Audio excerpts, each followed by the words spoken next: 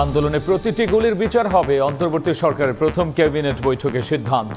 দ্রুতই খুলবে শিক্ষা প্রতিষ্ঠান, আইন শৃঙ্খলা পরিস্থিতি স্বাভাবিক করার উদ্যোগ।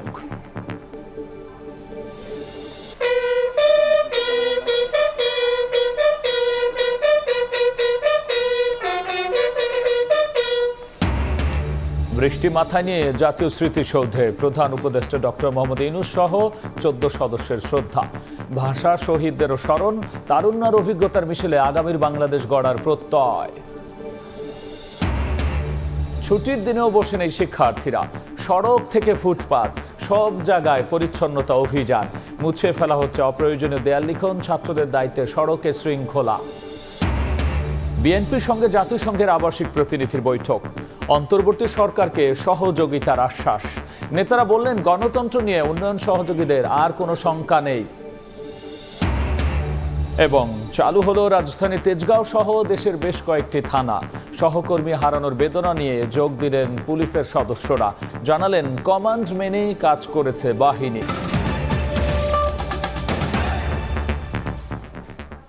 সময় সংবাদের সঙ্গে আছি আমি গোলাম রাব্বি। ছাত্র আন্দোলনে চালানো প্রতিটি গুলির বিচার করা হবে। অন্তর্বর্তীকালীন সরকারের প্রথম ক্যাবিনেট বৈঠক শেষে এ সিদ্ধান্তের কথা জানিয়েছেন পরিবেশ, বন ও জলবায়ু বিষয়ক উপদেষ্টা সৈয়দা রিজওয়ানা হাসান। তিনি বলেছেন, দ্রুতই খুলবে শিক্ষা প্রতিষ্ঠান। দুপুরে রাষ্ট্রীয় অতিথি ভবন পদ্মায় এই বৈঠক হয়। এ সময় তথ্য প্রযুক্তি উপদেষ্টা নাহিদ ইসলাম বলেন, নতুন করে দেশ গঠনে প্রশাসনের পাশাপাশি সচেতন নাগরিকদের এগিয়ে আসতে হবে। আমরা ওইটা নিশ্চিত করব যে প্রত্যেকটা গুলির আমরা বিচার চাইব এবং এটা যেন আর না হয়। সেই রিফর্মের জন্য ওইরকমই একটা স্বচ্ছ অন্তর্ভুক্তিমূলক বিচারের আমরা প্রত্যয় ব্যক্ত করেছি। যত দ্রুত সম্ভব আইন শৃঙ্খলা রক্ষাকারী বাহিনী, বিশেষ করে পুলিশ যাতে নেমে যায় এবং আমরা সকলেই যেন পুলিশকে সাহায্য করি। কারণ পুলিশের মতন একটা বাহিনীর মনোবল যখন ভেঙে যায় তখন কিন্তু সে অনিরাপদ বোধ করলে সে নামবে না। সেজন্য আমাদের যারা শিক্ষার্থী প্রতিনিধি আছেন তারা এবং স্বরাষ্ট্রমন্ত্রী মহোদয়ের আলোচনা করবেন পুলিশদের সাথে, যাতে করে তারা রাস্তায় যত দ্রুত সম্ভব না। আপনি যদি কি রিফর্ম চান এটা না বুঝে তো আমি মেয়াদের কথা বলতে পারবো না। আর রিফর্ম যদি আপনারা না চান তাহলে আবার আরেক কথা। হ্যাঁ, কাজে এখনই মেয়াদ করে অস্থির হওয়ার কিছু নাই। আমরা সকলেই গণতান্ত্রিক দেশে একটা যাতে যাত্রা শুরু করতে পারি সেটার প্রস্তুতির জন্যই তো এই অন্তর্বর্তীকালীন সরকার। সেই প্রস্তুতিটা নেওয়ার জন্য যেটুকুন সময় দরকার শুধুমাত্র সেটুকুন সময়ই আমরা নেব। ছাত্রদের ভয়েস থাকার জন্য ছাত্রদের জায়গা থেকেও উপদেষ্টা প্রয়োজন। সেই জায়গা থেকেই আমরা দুইজন ছাত্র প্রতিনিধি এই উপদেষ্টা প্যানেলে রয়েছে। এখন আমাদের সময় হচ্ছে বাংলাদেশকে আবার নতুন করে গঠন করে গড়ে তোলা, সেই জায়গায় আমাদের ঐক্যবদ্ধ থাকতে হবে। মহান মুক্তিযুদ্ধের বীর শহীদদের প্রতি শ্রদ্ধা জানিয়ে যাত্রা শুরু করল নবগঠিত অন্তর্বর্তীকালীন সরকার। সকালে সাভারের জাতীয় স্মৃতিসৌধে ফুল দিয়ে শ্রদ্ধা জানান প্রধান উপদেষ্টা ডক্টর মোহাম্মদ ইউনূস সহ অন্তর্বর্তীকালীন সরকারের অন্যান্য উপদেষ্টারা। এরপর কেন্দ্রীয় শহীদ মিনারেও ভাষা শহীদদের প্রতি শ্রদ্ধা জানান তারা। অতীতের সরকারগুলোর শপথ পরবর্তী শ্রদ্ধা জ্ঞাপনের রীতির সঙ্গে যোগ হল ভাষা শহীদদের অবদান স্মরণের। হিসেবে সরকারি ছুটি হলেও সদ্য সমাপ্ত গণ অভ্যুত্থানের পথ পেয়ে বাংলাদেশে নবগঠিত অন্তর্বর্তীকালীন সরকারের প্রথম দিন। শুক্রবার বেলা 10টার আগে হেলিকপ্টারে উড়ে সাভারের জাতীয় স্মৃতিসৌধে আসেন অন্তর্বর্তীকালীন সরকারের প্রধান উপদেষ্টা অধ্যাপক ডক্টর মোহাম্মদ ইউনূস। সঙ্গে ছিলেন সরকারে থাকা অন্য উপদেষ্টারাও। ঠিক 10টায় জাতীয় স্মৃতিসৌধের বেদিমূলে মহান মুক্তিযুদ্ধে বীর শহীদদের প্রতি শ্রদ্ধা জানান অন্তর্বর্তীকালীন সরকারের প্রধান উপদেষ্টা নোবেলজয়ী অর্থনীতিবিদ ডক্টর ইউনূস। তিন বাহিনীর চৌকস সদস্যরা সশস্ত্র সালামে সম্মান জানান, বাজানো হয় বিউগলও।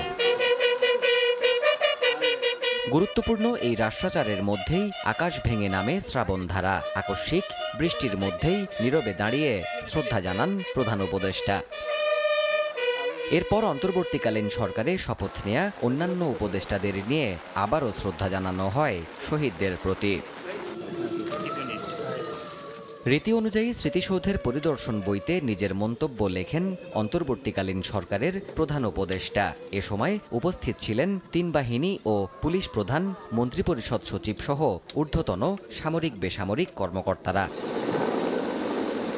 পরে হেলিকপ্টারেই ঢাকায় ফেরেন প্রধান উপদেষ্টা সহ অন্য নীতি নির্ধারকরা। যে মিনার থেকে সর্বত্র ছড়িয়ে পড়েছিল রাষ্ট্র সংস্কারে দ্রোহের ডাক, যেখান থেকে ঘোষিত হয়েছিল সরকার পতনের এক দফা দাবি, সেই স্মৃতির মিনারে ছুটে যান অন্তর্বর্তীকালীন সরকারের উপদেষ্টারা। অতীতের সরকারগুলোর শপথ পরবর্তী শ্রদ্ধা জানানোর রীতির সঙ্গে যোগ হল ভাষা শহীদদের অবদান স্মরণেরও। 52তে প্রাণ বিসর্জন দেয়া ভাষা শহীদদের প্রতি শ্রদ্ধা জানানোর সময়ও অগ্রভাগে দেখা গেছে নীতি নির্ধারকদের চেয়ারে বসা বিপ্লবী ছাত্র প্রতিনিধিদের। শ্রদ্ধা জানানোর রাষ্ট্রীয় এই দুটি কর্মসূচির মাধ্যমেই অন্তর্বর্তীকালীন সরকারে থাকা নতুন নীতি নির্ধারকরা দেশ পরিচালনার কর্মকাণ্ড আনুষ্ঠানিকভাবে শুরু করলেন। দেবাশিস রায়, সময় সংবাদ, ঢাকা। তারুণ্য অভিজ্ঞতার মিশেলে বাংলাদেশকে নতুন করে সাজানো হবে বলে জানিয়েছেন অন্তর্বর্তীকালীন সরকারের তরুণ উপদেষ্টারা। আর অভিজ্ঞরাও চাইছেন তারুণ্যের শক্তির সঙ্গে অভিজ্ঞতাকে কাজে লাগিয়ে অর্থনীতির ভঙ্গুর অবকাঠামো আবারও শক্তিশালী করার।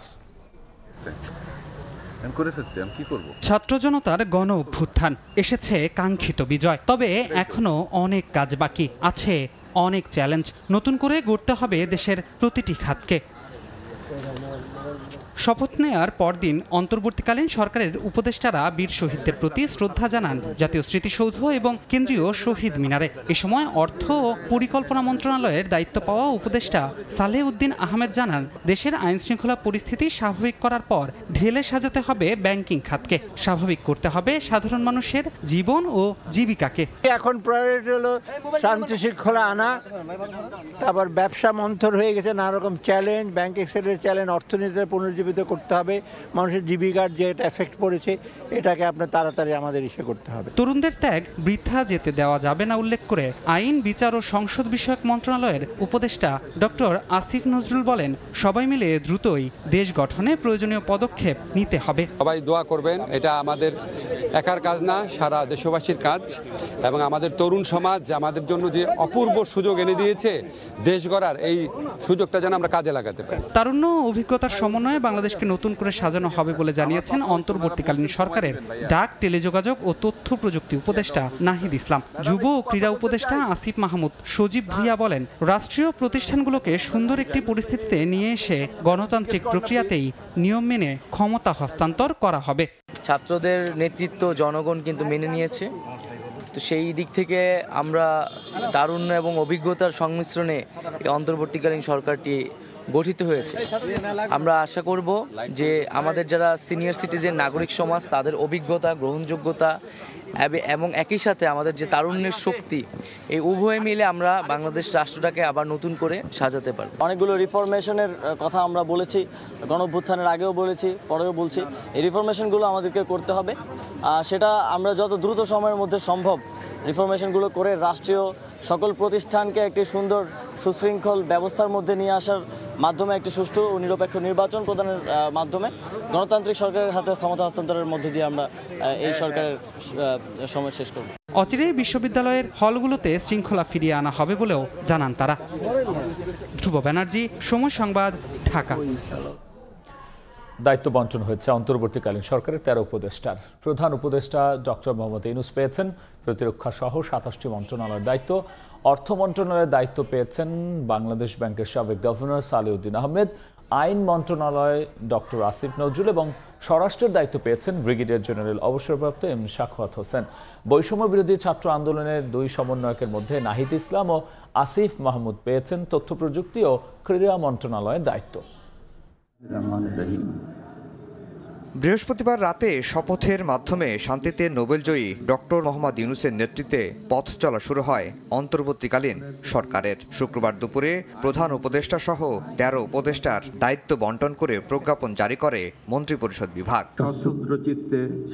প্রধান উপদেষ্টা অধ্যাপক ডক্টর মোহাম্মদ ইউনূস দায়িত্ব পেয়েছেন প্রতিরক্ষা, সড়ক পরিবহন, সেতু মন্ত্রণালয়, তথ্য, বিদ্যুৎ, জ্বালানি, বাণিজ্য সহ 27টি মন্ত্রণালয়ের। মন্ত্রিপরিষদ বিভাগের দায়িত্ব রয়েছে তার হাতেই। বাংলাদেশ ব্যাংকের সাবেক গভর্নর সালেহউদ্দিন পেয়েছেন অর্থ মন্ত্রণালয়ের দায়িত্ব। আইন মন্ত্রণালয়ের দায়িত্ব দেওয়া হয়েছে ঢাকা বিশ্ববিদ্যালয়ের আইন বিভাগের অধ্যাপক ডক্টর আসিফ নজরুলকে। সাবেক নির্বাচন কমিশনার ও নিরাপত্তা বিশ্লেষক ব্রিগেডিয়ার জেনারেল অবসরপ্রাপ্ত এম সাখাওয়াত হোসেন পেয়েছেন স্বরাষ্ট্র মন্ত্রণালয়ের দায়িত্ব। পরিবেশবিদ সৈয়দা রিজাউনা হাসানকে দেওয়া হয়েছে পরিবেশ মন্ত্রণালয়ের দায়িত্ব।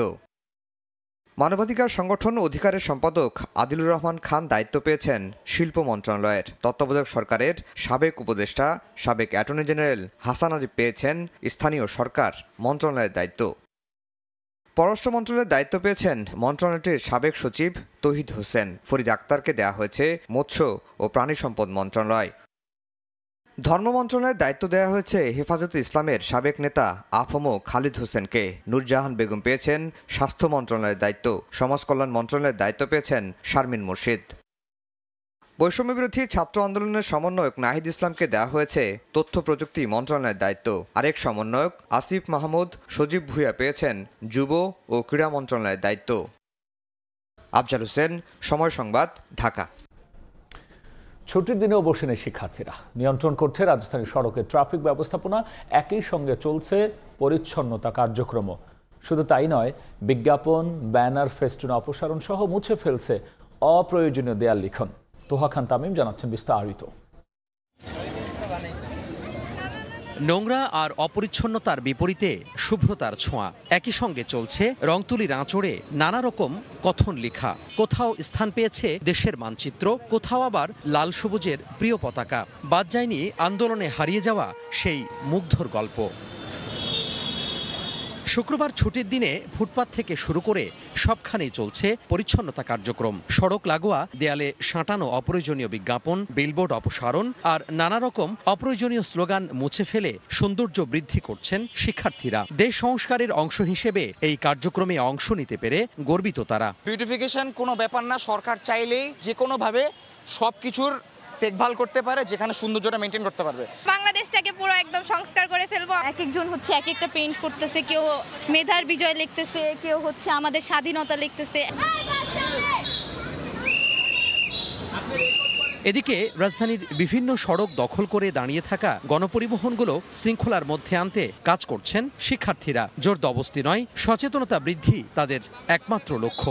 চেষ্টা করছি যে যাতে পুলিশ আবার ব্যাক করলো তারা যাতে তাদের কাজটা ঠিকমতো করতে পারে। আমরা যেটা করছি তাদের কাছে হয়তো একটু রিকোয়েস্ট করছি, আমরা তাদেরকে বোঝানোর চেষ্টা করছি যে দেখেন, দেশটা আমরা যেহেতু নতুনভাবে হয়তো স্বাধীন করেছি বা সংস্কারের দায়িত্ব নিয়েছি, তো এটা আমাদেরই দায়িত্ব এটাকে আবার ঠিক করে আনার। জনগণ অনেক ভালোভাবে আমাদের কোঅপারেট করছে। শিক্ষার্থীরা জানিয়েছেন ট্রাফিক বিভাগের কার্যক্রম শুরু হওয়ার আগ পর্যন্ত এ কর্মসূচি চলমান থাকবে।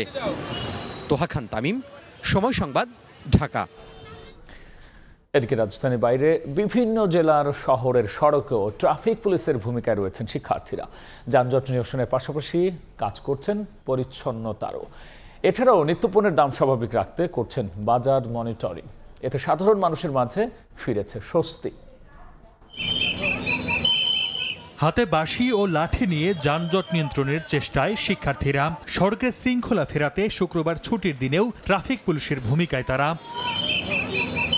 সকাল থেকে দেশের বিভিন্ন জেলা ও উপজেলা শহরের মোড়ে মোড়ে অবস্থান নেন স্কুল, কলেজ, মাদ্রাসা ও বিশ্ববিদ্যালয়ের শিক্ষার্থীরা। চালকদের বাধ্য করেন ট্রাফিক সিগন্যাল মানতে।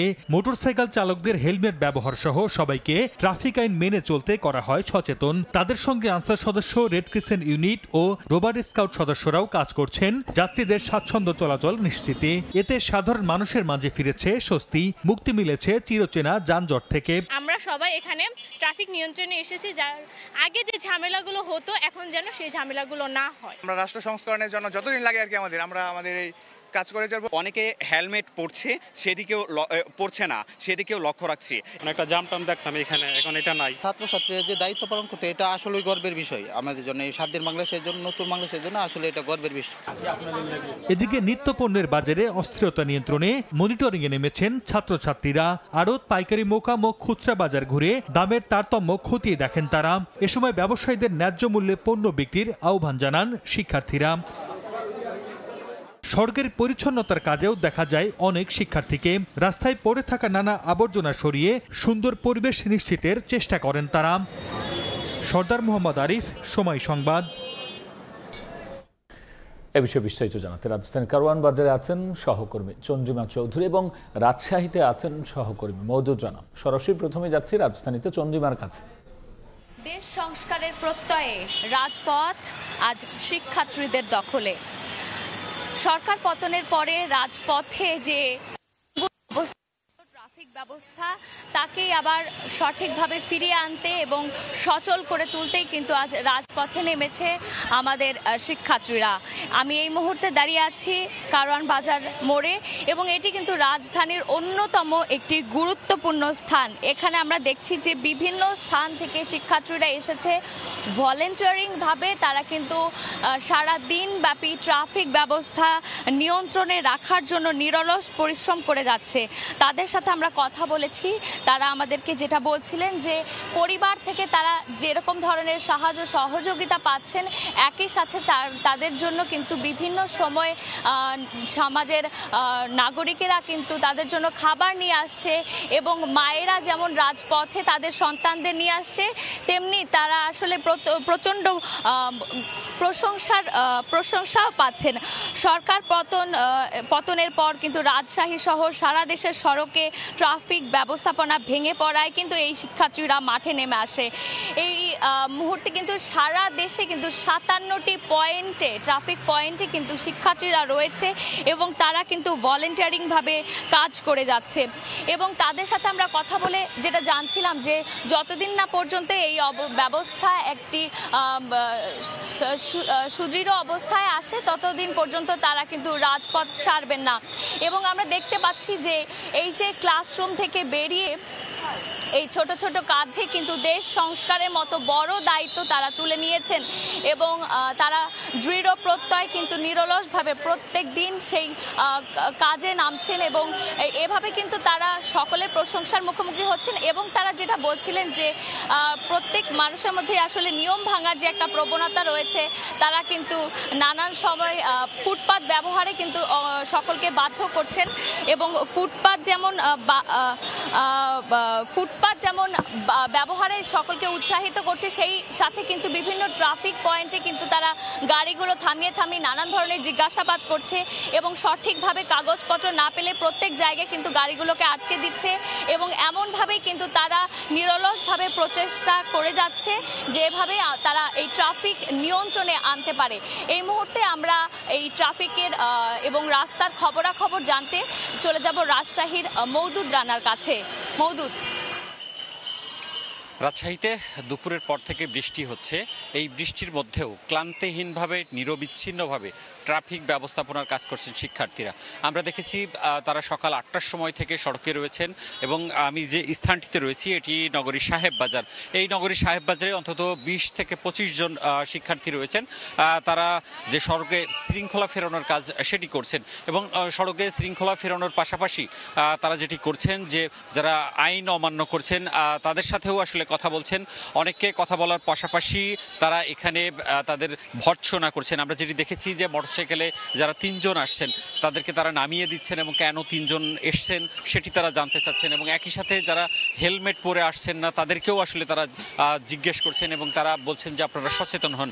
অন্যদিকে আমরা দেখেছি যে অনেক প্রাইভেট কার এবং মাইক্রোবাস যারা চালক রয়েছেন, যাত্রী রয়েছেন, তারাও অনেকে সিট বেল্ট না বেঁধে আসছেন, তখনও কিন্তু তাদেরকে একইভাবে তারা ভর্ৎসনা করছেন এবং তারা বলছেন এরপরে যেন এইরকম সড়কে যে অন্যায় অনিয়ম সেটি যেন না করে।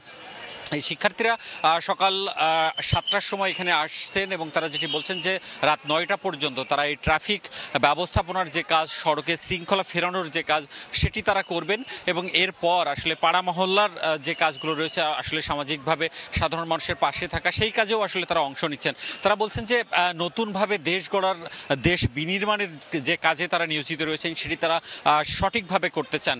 আমরা শিক্ষার্থীদের সাথে কথা বলেছিলাম, তারা যেটি বলছেন যে একটু প্রচেষ্টার মাধ্যমে যে অনেকখানি বদলে দেওয়া যায় সেটি তারা দেখতে পাচ্ছেন। তারা বলছেন যে সাধারণ যারা শিক্ষার্থী রয়েছেন তাদের এই প্রচেষ্টার ফলে সড়কে শৃঙ্খলা এসেছে।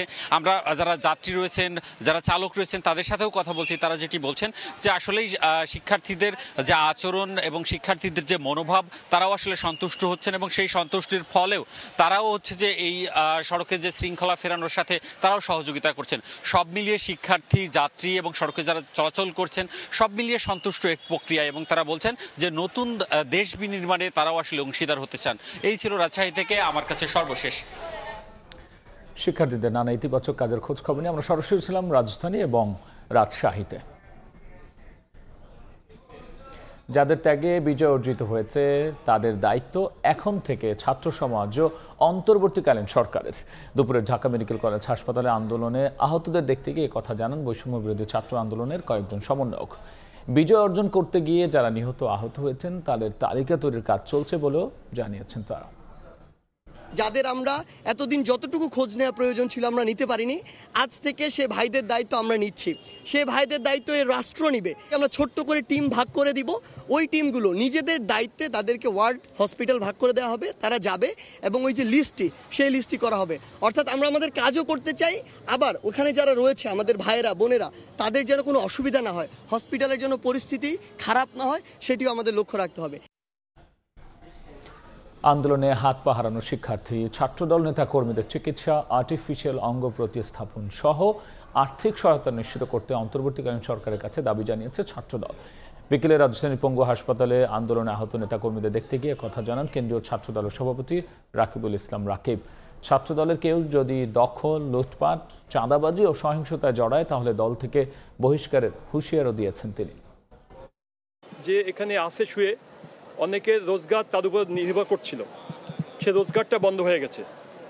এখন আমরা দলের পক্ষ থেকে যেটুকু পারি সাহায্য করব, তবে বড় সাহায্যটা সরকারকেই করতে হবে সেই পরিবারকে। যারা নাশকতাকারী থাকে তাদের তো আসলে কোনো পরিচয় থাকে না, তারা সন্ত্রাসী এবং দুর্নীতিবাজ এবং নাশকতাকারী। তার সবসময় কোনো না কোনো শেল্টার খোঁজে, কোনো না কোনো রঙে তারা চলে যায়। আমরা প্রশাসনকে বলেছি যে দলের লোকও যদি হয়ে থাকে তার বিরুদ্ধে কঠোর ব্যবস্থা নেওয়ার জন্য। সময় সংবাদে আরও থাকছে। সংকট কাটিয়ে ধীরে ধীরে বাড়ছে সরবরাহ, স্বস্তি ফিরছে নিত্যপণ্যের বাজারে, সিন্ডিকেটের দৌরাত্ম্য বন্ধের সুফল মিলছে বলছেন ভোক্তার মহাপরিচালক।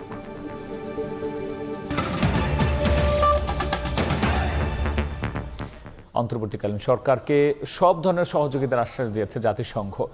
এজন্য বিভিন্ন রাজনৈতিক দল ও সুশীল সমাজের সঙ্গে কথা বলছে সংস্থাটি। সকালে বিএনপির একটি প্রতিনিধি দলের সঙ্গে বৈঠক শেষে জাতিসংঘের আবাসিক প্রতিনিধি গোয়েন লুইস এ তথ্য জানিয়েছেন। এদিকে বিএনপির স্থায়ী কমিটির সদস্য আমির খসরু মাহমুদ চৌধুরী বলেছেন, বাংলাদেশের মানবাধিকার ও গণতন্ত্র নিয়ে উন্নয়ন সহযোগীদের সংখ্যা এখন কেটে গেছে। অন্তর্বর্তীকালীন সরকারের শপথ নেয়ার একদিন পরই বিএনপির প্রতিনিধি দলের সঙ্গে বৈঠক করেছে জাতিসংঘ। শুক্রবার সকাল 11:30টার দিকে বিএনপি চেয়ারপারসনের গুলশান কার্যালয়ে আসেন ঢাকায় নিযুক্ত জাতিসংঘের আবাসিক প্রতিনিধি গোয়েন লুইস। বিএনপির প্রতিনিধি হিসেবে ছিলেন বিএনপি মহাসচিব মির্জা ফখরুল ইসলাম আলমগীর, স্থায়ী কমিটির সদস্য আমির খসরু মাহমুদ চৌধুরী ও শামা ওবায়েদ।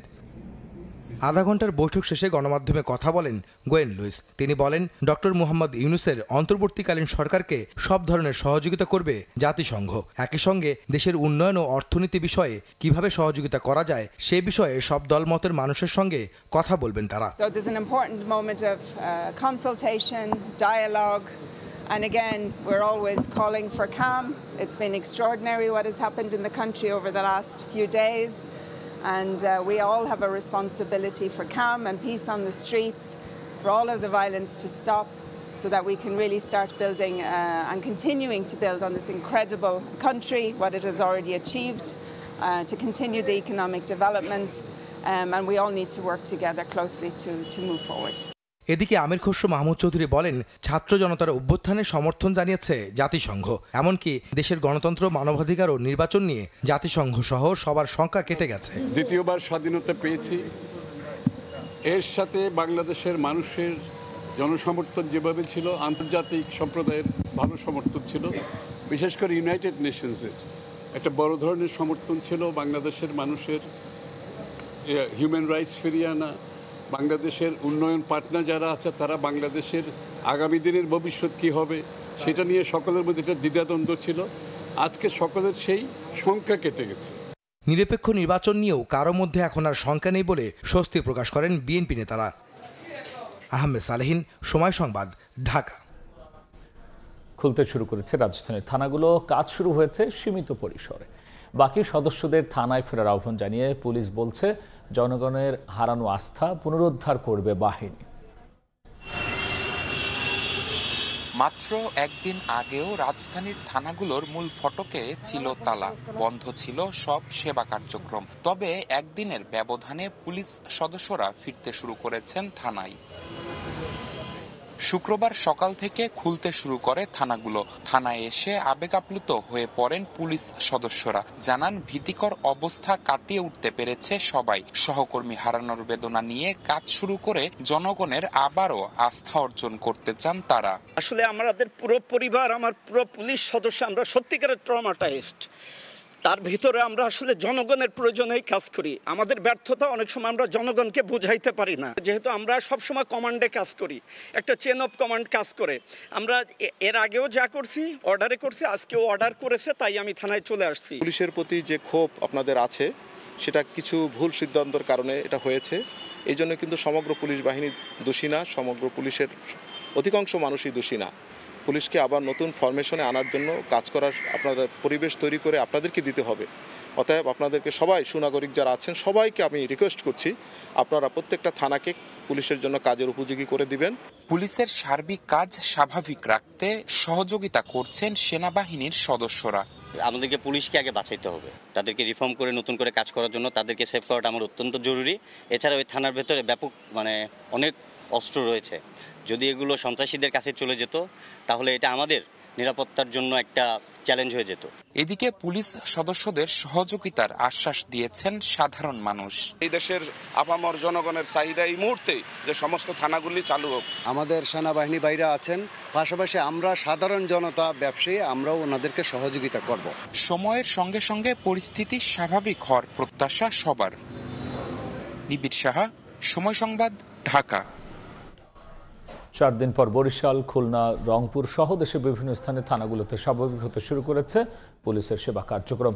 দ্রুতই সড়কে টহলে নামবেন বলে জানিয়েছেন তারা। তবে অনেক স্থানে নিরাপত্তা পুরোপুরি নিশ্চিত না হওয়ায় পুলিশের সদস্যরা এখনও কাজে যোগ দেননি।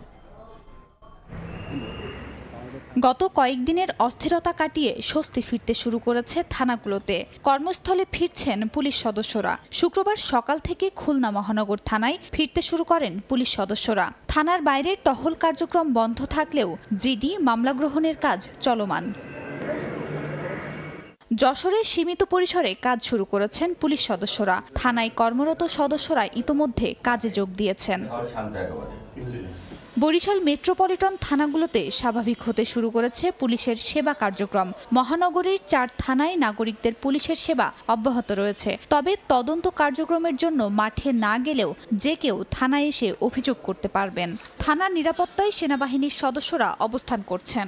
আমাদের যে কার্যক্রম আমাদের চলমান আছে, আমরা সব অফিসার ফোর্স আমাদের থানায় আছে। অফিসার ফোর্সদের মনে আতঙ্ক বিরাজ করছে, তারা এখনো পোশাক পরে বাহির থেকে আসতে ভয় পায়।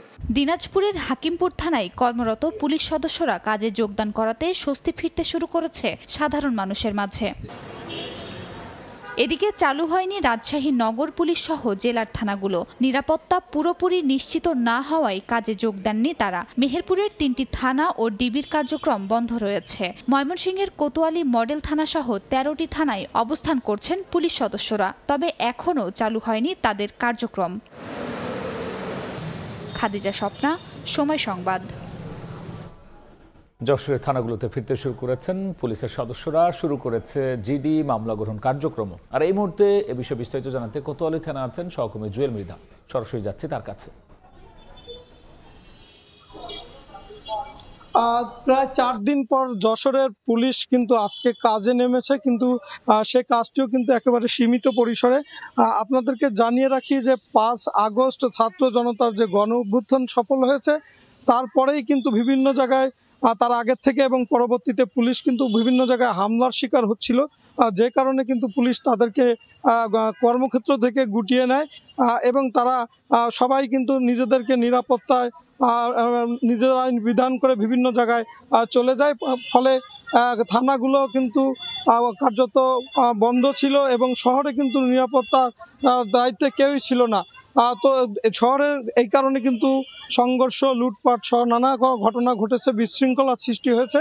সেই জায়গা থেকে প্রশাসনিক কর্মকর্তারা এবং যশোরের সর্বস্তরের শ্রেণী পেশার মানুষ কিন্তু দাবি করেছিল যে পুলিশকে তার কার্যক্রমে ফিরে আসতে হবে এবং কেন্দ্রীয়ভাবেও কিন্তু একই ধরনের নির্দেশনা দেওয়া হয়েছে। নতুন আইজিপি নিয়োগ হওয়ার পরে তিনিও কিন্তু পুলিশ সদস্যদেরকে কর্মে যোগদানের কথা বলেছেন। সেই যোগদানের তারিখটা ছিল গতকাল, কিন্তু গতকাল কিন্তু পুলিশ আসলে কার্যত মাঠে নামেনি। আজ সকালে 11টার পরের থেকে পুলিশ সদস্যরা তাদের কর্মস্থলে ফেরত আসা শুরু করেছেন। আমি যশোর কোতোয়ালি থানার কথা বলি যে সকাল 11টায় এখানে পুলিশ কল হয়েছে এবং পুলিশ কর্মকর্তারা পুলিশ সদস্যদের সাথে কথা বলেছেন এবং তাদেরকে নির্বিঘ্নে দায়িত্ব পালন করার জন্য বলা হয়েছে এবং তারা কিন্তু সেই ডাকে সাড়া দিয়ে আজকেই দুপুরের পর 3:30 4টার দিকে পুলিশের প্রায় 5টি গাড়ি শহরে বের হয় এবং তারা টহলের কাজ করে। থানা থেকে বের হয়ে তারা যশোর শহরের প্রাণকেন্দ্র দোয়াটানা পালবাড়ি মোড় হয়ে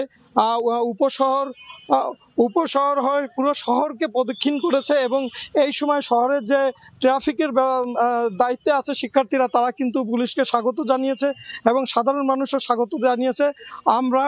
আমরা কথা বলেছি পুলিশ সদস্যদের সাথে যারা টহলে ছিলেন, তারা আমাদেরকে জানিয়েছেন জনগণ তাদেরকে স্বাগত জানিয়েছে এবং তাদেরকে ফুল দিয়ে স্বাগত জানিয়েছেন।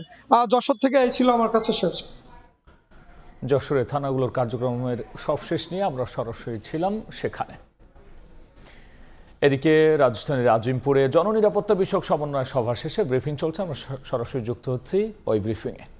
সেটা আসলে পারস্পরিক বিষয়। এটা একটা সংকট তৈরি হয়েছিল, কিন্তু মানুষের মধ্যে কিন্তু পুলিশের অভাবটাও বোধ করতে শুরু করেছে। আসলে পুলিশের যে সেবাটা, এই সেবাটা যে সবসময় খুব জনপ্রিয় সেবা হবে এরকম মনে করার কোনো কারণ নেই। পুলিশ খুব অপ্রিয় কিছু কাজও পুলিশকে করতে হয়। আসামি ধরা থেকে শুরু করে মানুষজন ধরে নিয়ে আসা, তাদেরকে জিজ্ঞাসাবাদ করা, এগুলো খুব প্রিয় কাজ না। আবার পাশাপাশি আমরা কিন্তু জনকল্যাণমূলক কাজও করে থাকি। আপনারা দেখবেন করোনার সময় আমরা কাজ করেছি।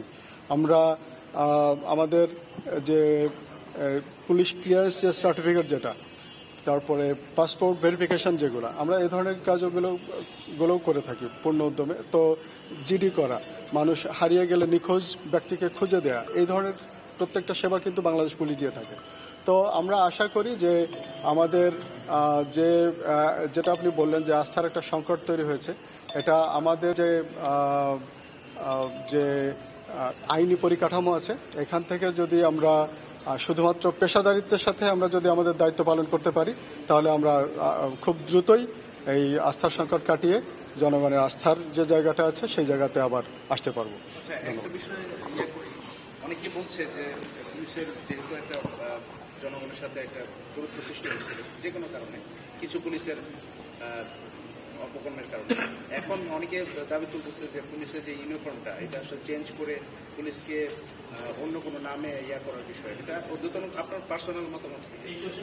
আসলে এই বিষয়টাতে এখানে বলার যেটাতে আমি আমার তরফ থেকে শেষ করছেন যে আপনি বললেন যে অচিরেই আপনাদের ফুল অপারেশন শুরু হবে, মানে কার্যক্রম শুরু হবে, সেই আপনার লালবাগ ডিভিশনের সেই সময়টা কত? জননিরাপত্তা বিষয়ক সমন্বয় সভা শেষে ব্রিফিংয়ে আমরা সরাসরি যুক্ত ছিলাম। বাংলাদেশের মানুষের নাগরিক অধিকার ক্ষুণ্ণ করে এমন যে কোনো পদক্ষেপ এই সরকার শক্তভাবে প্রতিরোধ করবে বলে আশাবাদ ব্যক্ত করেছেন নবনিযুক্ত অ্যাটর্নি জেনারেল অ্যাডভোকেট আসাদুজ্জামান। সকালে নিজ গ্রাম ঝিনাইদহের শৈলকুপায় বাবার কবর জিয়ারত শেষে সাংবাদিকদের প্রশ্নের জবাবে তিনি কথা বলেন। এ সময় দেশের মানুষের অধিকার রক্ষায় যা যা করণীয় তাই করবেন বলেও আশ্বস্ত করেছেন তিনি।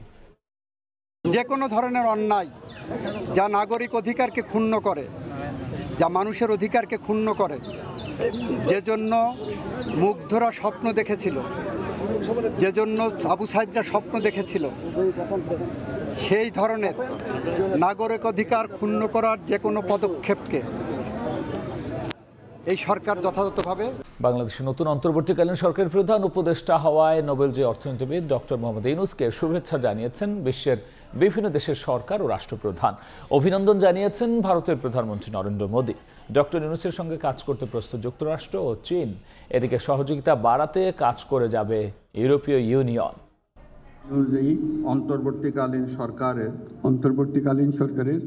অন্তর্বর্তীকালীন সরকারের প্রধান হিসেবে শপথ নেয়ার পর থেকেই শুভেচ্ছায় ভাসছেন ডক্টর মোহাম্মদ ইউনূস। নোবেলজয়ী এই অর্থনীতিবিদকে স্বাগত জানিয়েছেন বিশ্বের বিভিন্ন দেশের সরকার ও রাষ্ট্রপ্রধান। বৃহস্পতিবার শপথের পরপরই প্রথম দেশ হিসেবে ডক্টর ইউনূসকে শুভেচ্ছা জানান ভারতের প্রধানমন্ত্রী নরেন্দ্র মোদী। দ্রুত বাংলাদেশ স্বাভাবিক অবস্থায় ফিরে আসবে বলে আশা প্রকাশ করেন তিনি। অভিনন্দন জানান পশ্চিমবঙ্গের মুখ্যমন্ত্রী মমতা বন্দ্যোপাধ্যায়ও। একসঙ্গে কাজ করার আশা প্রকাশ করেন তৃণমূল এই নেত্রী। একই দিন বাংলাদেশের অন্তর্বর্তীকালীন সরকারকে শুভেচ্ছা জানিয়েছে যুক্তরাষ্ট্র। সাম্প্রতিক সহিংসতা বন্ধে ডক্টর ইউনূসের আহ্বানকে স্বাগত জানিয়েছেন দেশটির পররাষ্ট্র দফতরের মুখপাত্র Matthew Miller. Our Charge d'Affaires attended the swearing in of the president today, and we welcome Dr. Yunus's call for an end to the recent violence, and we stand ready to work with the interim government and Dr. Yunus as it charts a democratic future for the people of Bangladesh. বাংলাদেশের নতুন প্রশাসনের সঙ্গে কাজ করতে আগ্রহী ইউরোপীয় ইউনিয়নও। EU এর পররাষ্ট্রনীতি বিষয়ক প্রধান জোসেফ বোরেল বলেন, গণতান্ত্রিক ক্ষমতা হস্তান্তরের জটিল এ কাজে বাংলাদেশকে সহায়তা করা হবে। অন্যদিকে বাংলাদেশের সঙ্গে সহযোগিতা বাড়াতে কাজ করার কথা জানিয়েছে চীন। শুভেচ্ছা তালিকায় নাম রয়েছে তুরস্কেরও। প্রধান উপদেষ্টা হিসেবে ইউনূসের সাফল্য কামনা করেছে আঙ্কারা। মৌসুমী সাথী। জামালপুর জেলা কারাগারে গোলাগুলি ও আগুন লাগানোর ঘটনায় 6 বন্দী নিহত হয়েছেন। এ সময় আহত হয়েছেন 4 কারারক্ষী সহ অন্তত 14 জন। জেল কর্তৃপক্ষ জানিয়েছে, বৃহস্পতিবার দুপুরে জামালপুর জেলা কারাগারের ভেতরে বন্দীদের দুই পক্ষের মধ্যে সংঘর্ষ বাধে। এ সময় পরিস্থিতি নিয়ন্ত্রণে ফাঁকা গুলি করে কারারক্ষীরা। পরে বিক্ষুব্ধ বন্দীরা কারাগারের ভেতরে 2টি ভবন, জেলারের কক্ষ, ভেতরে গেট ভাঙচুরের পর আগুন লাগিয়ে দেয়।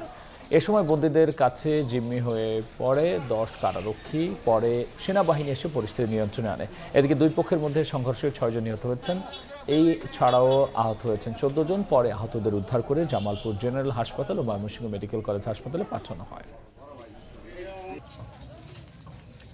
দুই গ্রুপের মধ্যে তুমুল সংঘর্ষে আপনারা জানেন যে 5 জন বন্দী নিহত হয় এবং আরও 5 জন বন্দী গুরুতর অসুস্থ হয়, যাদেরকে রাতেই সদর হাসপাতালে চিকিৎসার জন্য প্রেরণ করা হয়েছে। হাসপাতালে চিকিৎসাধীন অবস্থায় আরেকজন মারা গেছে বলে আমি জানতে পারি। সময় সংবাদে আরও থাকছে। 2টি 4 দিনের ম্যাচ খেলতে পাকিস্তান গেল বাংলাদেশে দল। পেসারদের জন্য দারুণ সুযোগ হিসেবে দেখছে টিম ম্যানেজমেন্ট। বললেন, অভিজ্ঞতা কাজে আসবে জাতীয় দলের টেস্ট সিরিজে।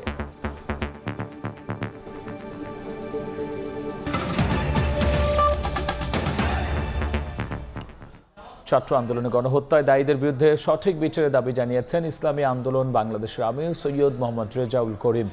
সহিংসতা, সন্ত্রাস ও চাঁদাবাজি বন্ধে অন্তর্বর্তীকালীন সরকারকে দ্রুত ব্যবস্থা নেওয়ার আহ্বান জানিয়েছেন তিনি। জাতীয় মসজিদ বাইতুল মোকাররমের সামনে গণসমাবেশ থেকে যে কোনো সাম্প্রদায়িক উস্কানি রুখে দেওয়া সহ সাধারণ শিক্ষার্থীদের দ্রুত সময়ে পড়ার টেবিলে ফেরার আহ্বান জানানো হয়। অচিরেই দোষীদের বিচারের ব্যবস্থা করে দেশের মানুষের পাচার হয়ে যাওয়া টাকা ফিরিয়ে আনার ব্যবস্থা করার দাবি জানিয়েছেন সৈয়দ মোহাম্মদ রেজাউল করিম। সকল কুদত্ত আহ্বান জানাবো, খুনিদেরকে চিহ্নিত করে বাংলার জমিনে মাটিতে বিচার করতে হবে। এই যেই সমস্ত জালেম, যেই সমস্ত দুর্নীতিবাজ, আমার শ্রমিক ভাইরান, এই কষ্ট উপার্জিত যেই সম্পদ সরকারি ফান্ড জমা হয়েছিল, যারা এই সম্পদ টাকা লুট করেছে, বিদেশে বেগমপাড়া তৈরি করেছে, সুইস ব্যাংকে টাকা জমা রেখেছে, অচিরেই ওদের টাকা ক্লোজ করে সরকারি ফান্ডে জমার ব্যবস্থা করতে হবে। শেখ হাসিনার দম্ভ দেশের জনগণ চূর্ণ বিচূর্ণ করে দিয়েছে বলে মন্তব্য করেছেন বাংলাদেশ কমিউনিস্ট পার্টির সাধারণ সম্পাদক রুহিন হোসেন প্রিন্স। সকালে রাজধানী পল্টনে গণতান্ত্রিক, অসাম্প্রদায়িক, বৈষম্যহীন ও শোষণমুক্ত বাংলাদেশ গড়ার শীর্ষক এক সমাবেশে একথা বলেছেন তিনি। এ সময় তিনি ছাত্র জনতা হত্যায় জড়িত সবার বিচার করার জন্য দ্রুত ব্যবস্থা গ্রহণের আহ্বান জানিয়েছেন। এছাড়াও আওয়ামী লীগ নেতাদের বাড়িতে বস্তায় বস্তায় টাকা পাওয়া যাচ্ছে উল্লেখ করে দুর্নীতিবাজ ও লুটকারীদের বিচারের আওতায় আনারও আহ্বান জানিয়েছেন অন্তর্বর্তীকালীন সরকারের কাছে। নির্বাচন ব্যবস্থা সংস্কার করে শীঘ্রই নির্বাচন অনুষ্ঠানের জোর আহ্বান জানানো হয় সমাবেশে।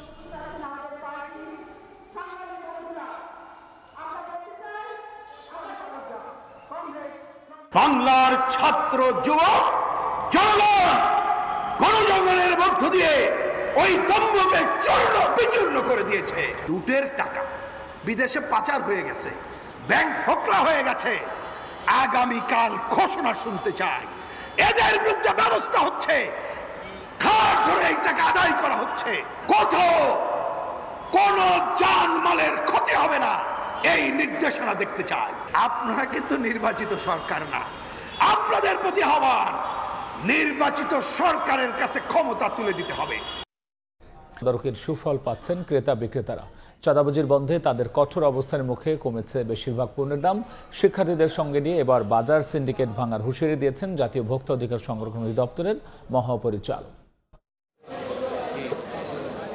ক্রেতা বিক্রেতা পণ্যের সরবরাহ সবকিছু আগের মতোই আছে রাজধানীর কারওয়ান বাজারে। শুধু নতুনভাবে যোগ হয়েছে চাঁদাবাজির চাপমুক্ত স্বস্তির পরিবেশ। কারণ এবার বাজার কাঠামো সংস্কারে শুরু হয়েছে এক নতুন আন্দোলন, যার নেতৃত্ব দিচ্ছেন রাজনৈতিক ক্রান্তিকাল উত্তরণে এগিয়ে আসা সেই বৈষম্য বিরোধী শিক্ষার্থীরা। শুক্রবার সকাল থেকে বিভিন্ন বাজারে দেখা মিলেছে তাদের সরব উপস্থিতি, যারা বন্ধ করতে চান পরিবহন সহ সব ধরনের চাঁদাবাজি। আমরা সাধ্যমতো চেষ্টা করব যত দ্রুত সম্ভব যেন সমস্যাগুলো আমরা সমাধান করতে পারি। ভোক্তাদের তেমন কোনো অভিযোগ আপাতত পাচ্ছি না যে দাম বেশি, খুব বেশি এরকমটাও না। চাঁদাবাজির বিরুদ্ধে দেশব্যাপী শিক্ষার্থীদের শক্ত অবস্থানের প্রভাবও পড়েছে বাজারে। সাপ্তাহিক ছুটির দিনে তাই ক্রেতারা জানালেন বেশিরভাগ দরকারি পণ্য তুলনামূলক কম দামে কিনতে পারার স্বস্তির কথা। বাজারে দাম কিছুটা হলেও কমছে, আশা করা যায় আস্তে আস্তে পুরোপুরি হয়তো নিয়ন্ত্রণে আসতে পারে। আজকে আমি কিনছি 2 কেজির উপরে মাছ 380 টাকা দিয়ে, সেহেতু অনেক কমই। এভাবে চলতে পারলে পণ্যমূল্য আরো কমবে এমন প্রত্যাশার কথা জানালেন বিক্রেতারাও। যদিও এখনো দাম কমতির কোনো আভাস মেলেনি চড়ে থাকা চালের বাজারে। চালের দামটা এখনো কমে না, চিনির দামটা কমছে, 2 দিনে 5 টাকা কমছে কেজিতে, আটার দাম কমছে 5-7 টাকা কেজিতে, মসুর ডালের দামও স্থিতিশীল আছে, তেলের সরবরাহ বাড়ছে আগের তুলনায়। রুই মাছ কাতল মাছ ছিল 500, 550, 450, এখন আছে 400, 450। এদিন রাজধানীর শান্তিনগর বাজার তদারকি শেষে জাতীয় ভোক্তা অধিকার সংরক্ষণ অধিদপ্তরের মহাপরিচালক জানান, বৈষম্য বিরোধী শিক্ষার্থীদের সঙ্গে নিয়ে সিন্ডিকেট ভেঙে বাজারে স্বস্তি ফেরানোর স্বপ্ন বাস্তবায়ন করতে চায় সংস্থাটি। আমাদের ছাত্ররা এখন এগিয়ে আসছে, তারা আমাদের বাজার মনিটরিং এ সম্পৃক্ত হতে চায়। সিন্ডিকেটের কথা বলা হয়, সিন্ডিকেট এই শব্দটা গত 3 বছরে যতবার উচ্চারিত হয়েছে, হ্যাঁ আমরা ওটি ভাঙতে পারিনি, এটি আমাদের ব্যর্থতা, কিন্তু এখন সময় আসছে এই শক্তি নিয়ে আমরা ওটা ভেঙে দিতে চাই। স্বস্তি ফেরা রাজধানীর বাজারের বিক্রেতারা জানান, প্রতি কেজি ব্রয়লার মুরগি বিক্রি হচ্ছে 170 টাকায়, আর 145 টাকায় নেমেছে ডিমের ডজন। ফরহাদুর রহমান, সময় সংবাদ, ঢাকা। রাজনৈতিক পট পরিবর্তনের সঙ্গে সঙ্গে পরিবর্তনের সুবাতাস বইছে দেশের পুঁজিবাজারে।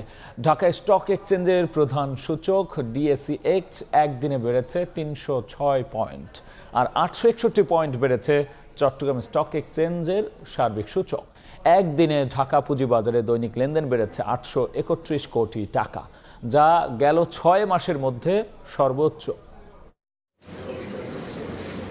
ছাত্র আন্দোলনে সরকার পতন হলেও এখনো শুরু হয়নি অর্থনৈতিক সংস্কার। তবে এরই মধ্যে আর্থিক কর্মকাণ্ডে পড়েছে ইতিবাচক প্রভাব। সূচক বৃদ্ধির রেকর্ড গড়ে গেল সপ্তাহের শেষ দিন পার করেছে ঢাকার পুঁজিবাজার।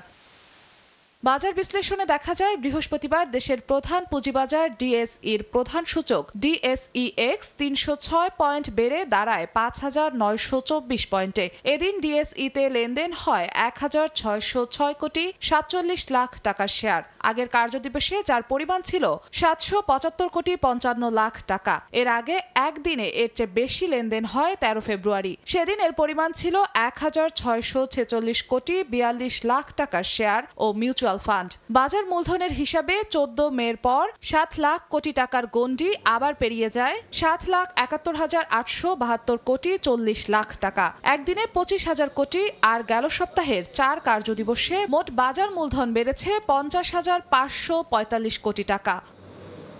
ডিএসইতে হাতবদল হওয়া 398টি কোম্পানির শেয়ারের মধ্যে দর বেড়েছে 364টি কোম্পানির, কমেছে 27টির, আর অপরিবর্তিত থাকে 7টি প্রতিষ্ঠানের শেয়ার ও মিউচুয়াল ফান্ডের দাম।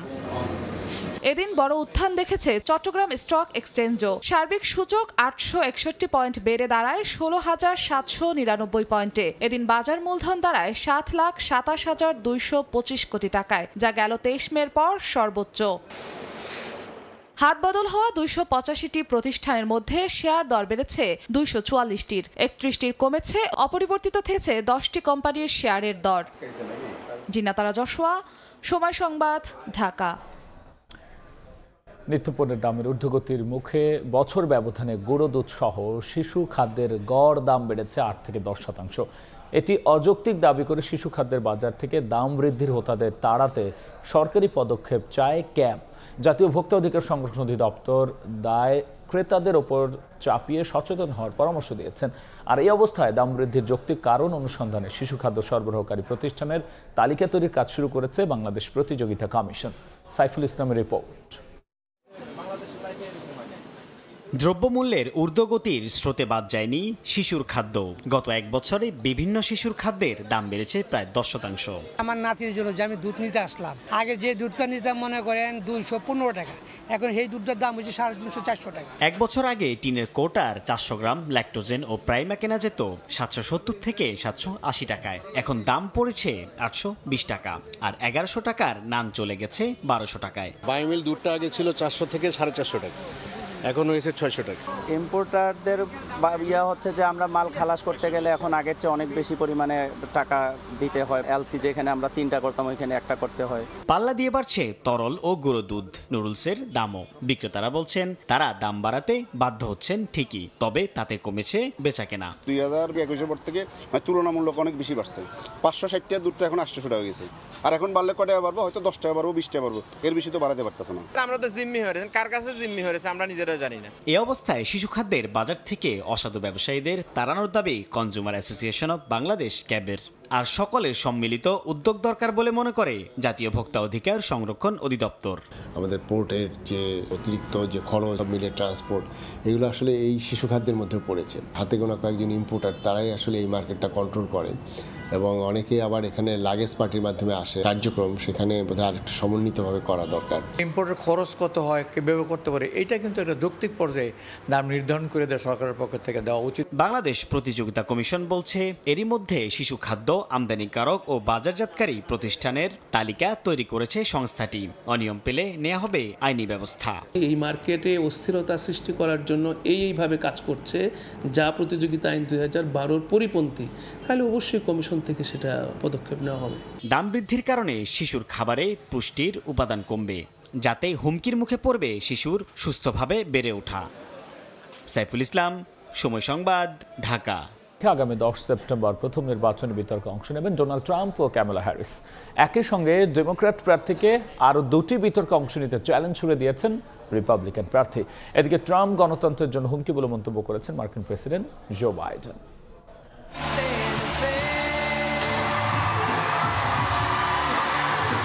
আগামী 5 নভেম্বর যুক্তরাষ্ট্রের প্রেসিডেন্ট নির্বাচনের ভোট গ্রহণ প্রচারণায় ব্যস্ত সময় পার করছে রিপাবলিকান ও ডেমোক্র্যাট শিবির। প্রতিটি সমাবেশে গিয়ে একে অপরের সমালোচনা করছেন নেতারা, ছুড়ে দিচ্ছেন একের পর এক চ্যালেঞ্জ।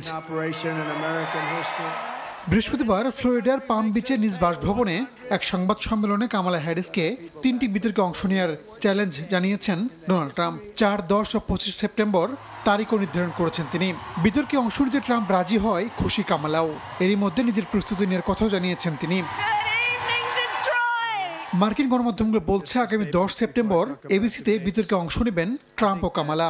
দুই প্রতিদ্বন্দ্বী প্রার্থীর মধ্যে এটি হবে প্রথম মুখোমুখি বিতর্ক। সাম্প্রতিক কয়েকটি জরিপে আসন্ন নির্বাচনে দুজনের মধ্যে হাড্ডাহাড্ডি লড়াই হওয়ার আভাস পাওয়া গেছে। এদিকে ট্রাম্প গণতন্ত্রের জন্য হুমকি বলে মন্তব্য করেছেন মার্কিন প্রেসিডেন্ট জো বাইডেন। এমনকি আগামী নির্বাচনে যদি ট্রাম্প হেরে যান তাহলে সেই পরাজয় তিনি শান্তিপূর্ণভাবে মেনে নেবেন না বলেও আশঙ্কা প্রকাশ করেছেন বাইডেন। এর আগে 2020 সালের নির্বাচনে পরাজয় কোনোভাবেই মেনে নিতে পারেননি তৎকালীন প্রেসিডেন্ট ডোনাল্ড ট্রাম্প। 2021 সালের 6 জানুয়ারি যুক্তরাষ্ট্রের পার্লামেন্ট ভবন ক্যাপিটল হিলে হামলা চালায় তার সমর্থকরা। এতে আহত হয়েছিলেন শতাধিক পুলিশ ও সাধারণ মানুষ। রাহানুল রানা, সময় সংবাদ। খেলার খবর।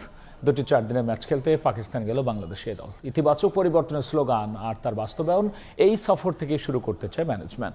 পাকিস্তানের সুইং আর বাউন্সিং কন্ডিশন কাজে লাগিয়ে পেসারদের জন্য এই সিরিজ অভিজ্ঞতা সমৃদ্ধের দারুণ সুযোগ বলছেন তারা। নতুন প্রত্যাশায় ভোরের সূর্য ফুটেছে, ধীরে ধীরে স্বাভাবিক হচ্ছে জনজীবন। অন্তর্বর্তীকালীন সরকারের দায়িত্ব নেওয়ার পর সর্বত্রই সংকট কাটছে দ্রুত, স্বস্তি ফিরেছে ক্রিকেটেও, এমন ছবি যেন তারই জানান দেয়। জাতীয় দলের আদলে এ দলের পাকিস্তান সফর, 2টো 4 দিনের ম্যাচ আর 3টা ওয়ানডে, 15 ক্রিকেটার সঙ্গে কোচিং স্টাফ, এক ভিন্ন মুহূর্ত। তবে গেল কদিন যা কিছু হয়েছে তার প্রভাব কিছুটা হলেও পড়েছে ক্রিকেটারদের মানসিকতায়। তবুও মাঠের ক্রিকেটে মনোযোগের পুরোটা দেওয়ার প্রত্যয়। আমি শিওর যে আমাদের পলিটিক্যালি কোনো আসলে ইম্প্যাক্ট পড়ে না সাধারণত ক্রিকেটের মধ্যে, বিকজ ক্রিকেট কিন্তু ক্রিকেটের গতিতে এগিয়ে যায়। এ দলের হয়ে দুটো 4 দিনের ম্যাচ খেলবেন দুই সিনিয়র ক্যাম্পেইনার মুশফিক মুমিনুল। খুবই বড় অপরচুনিটি বাংলাদেশ টিমের জন্য, এবং সবথেকে বড় ব্যাপার হচ্ছে যেখানে ন্যাশনাল টিম খেলতে যাবে সেখানে আমাদের এ টিম আগে যাচ্ছে। ঐতিহাসিকভাবে পাকিস্তানের উইকেট পেসারদের জন্য যেন স্বর্গরাজ্য।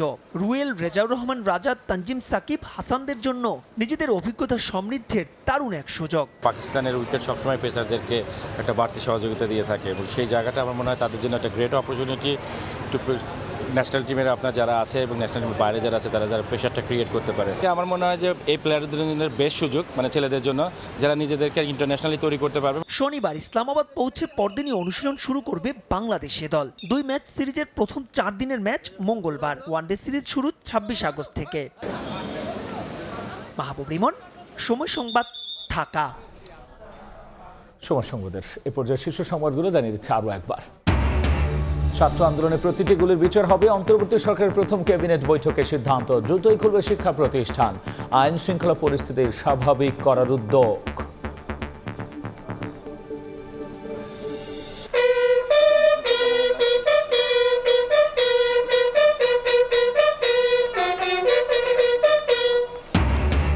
বৃষ্টি মাথায় নিয়ে জাতীয় স্মৃতিসৌধে প্রধান উপদেষ্টা ডক্টর মোহাম্মদ ইউনূস সহ 14 সদস্যের শ্রদ্ধা। ভাষা শহীদদেরও স্মরণ। তারুণ্য আর অভিজ্ঞতার মিশেলে আগামীর বাংলাদেশ গড়ার প্রত্যয়। এবং ছুটির দিনেও বসেন শিক্ষার্থীরা। সড়ক থেকে ফুটপাত সব জায়গায় পরিচ্ছন্নতা অভিযান। মুছে ফেলা হচ্ছে অপ্রয়োজনীয় দেয়াল লিখন। ছাত্রদের দায়িত্বে সড়কে শৃঙ্খলা। এই ছিল আমার কাছে থাকা সময় সংবাদে। সঙ্গেই থাকুন সময়ের।